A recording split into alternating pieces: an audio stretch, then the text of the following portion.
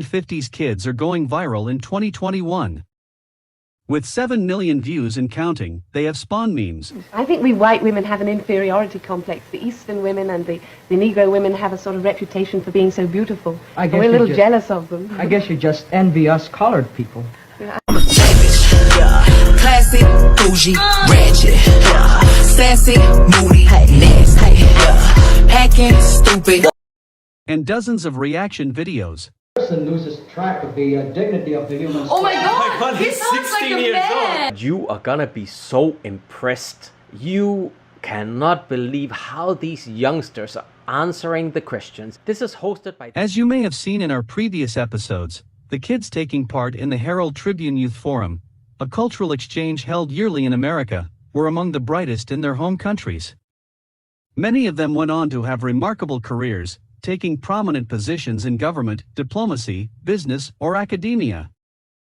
So the question is, where did life take the four? Judith Reeder, Ratnati Iskandar Dinata, Yuriko Konishi and Raul Contreras, and where are they today?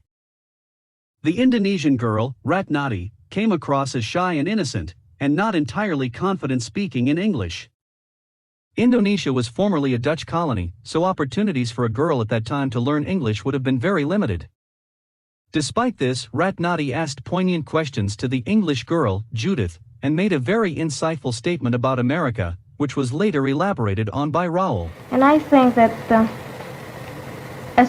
since all Americans claim and emphasize that America is the most democratic country in the world, and as long as segregation exists, I don't think it's a democratic. I mean, pure democratic. Well, Ratnati was actually the daughter of an Indonesian national hero, Otto Iskandar Dinata, whose image even appeared on the country's currency. Tragically, he was murdered when Ratnati was a young girl. His activities in decolonization and the establishment of an independent Indonesia certainly would have influenced her deeply. But you think that we were butting in and taking away your opportunities? Well, yes, I think so. I'll give an example about the Dutch, that we didn't get a chance to be educated, for example. That was when the Dutch were there? Yeah. Although no images of Ratnati later in life could be found, her granddaughter commented about how smart and accomplished her grandma became.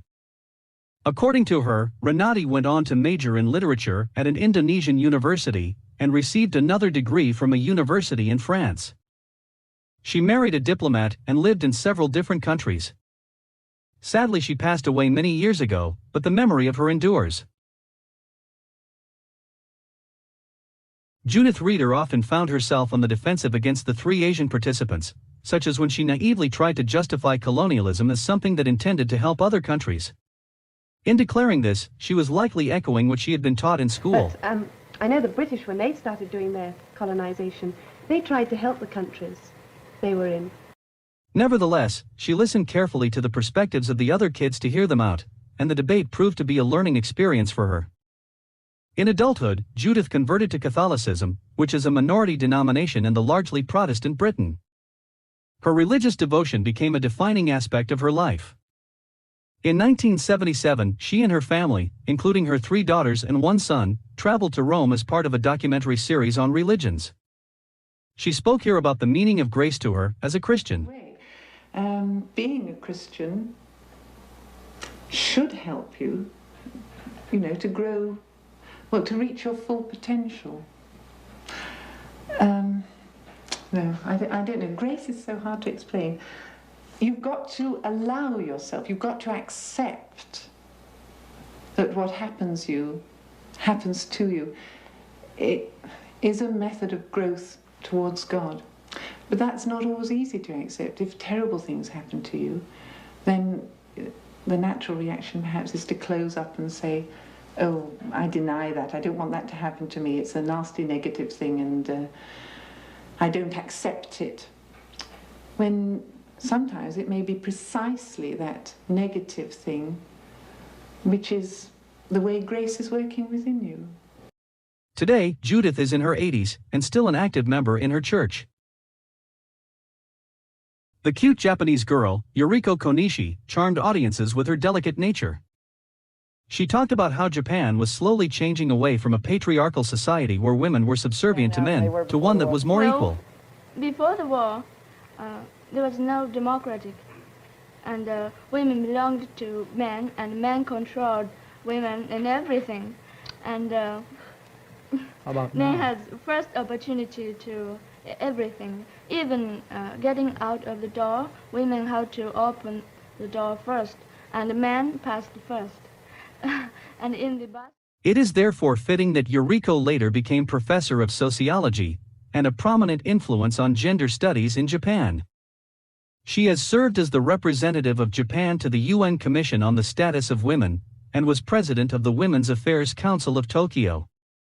She is the author of many publications and articles on contemporary family issues, the role of women in society, and on women's empowerment and development. She is active to this day and can be heard speaking here at a conference about women's rights. Buenos dias. That's all I can say. I would like to congratulate W20 Argentina for their successful leadership to arrive at a consensus on W20 Argentina communique after long hour discussions of yesterday and also this morning. Amusingly, Yuriko commented as a girl in 1956 about how she did not like hair that was dyed red. Anyway, Some Japanese women, right, how do you say? dye? Dye their hair red. Really? Yes. They like a red hair, but I don't like it. So it is only appropriate that she is a hip blue-haired grandma today. And finally, Raul Contreras, the boy who shocked everyone as soon as he spoke. No one expected the 15-year-old to have the voice and eloquence of a middle-aged, experienced political orator. When a person loses track of the dignity of the human soul and begins to judge others not on the basis of their being persons, but on the basis of race, creed, economic status, that is prejudice. Raul possessed great fluency in English and often helped Yuriko and Ratnati by elaborating on their points.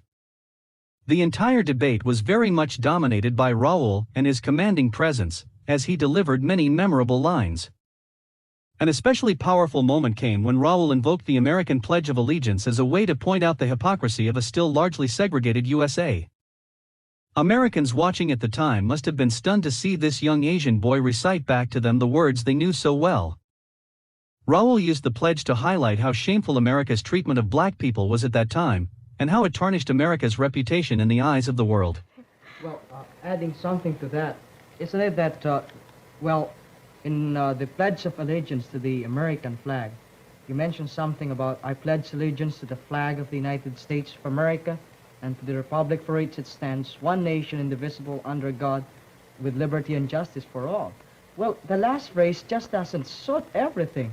I mean, with this segregation problem here and the discrimination against colored people, how in the world could you have liberty and justice for all? And, Raul went on to make great use of his uncommon speaking abilities and persuasive argumentation by pursuing a career in public relations. For a time he worked in America for the brassiere company Playtex. Eventually he returned to the Philippines where he worked for some of the country's biggest firms. Arguably, his most prominent role was as former President Cory Aquino's crisis manager. But he wasn't particularly proud of his time with Aquino, due to various controversies that weren't in line with his principles. His family knew him as a master of tough love when he became a father and grandfather. His daughter was delighted to be able to watch his outstanding performance. She had heard about his time in America but did not see the video until it was uploaded to YouTube in 2020. Sadly, Raul died in 2012 at the age of 72.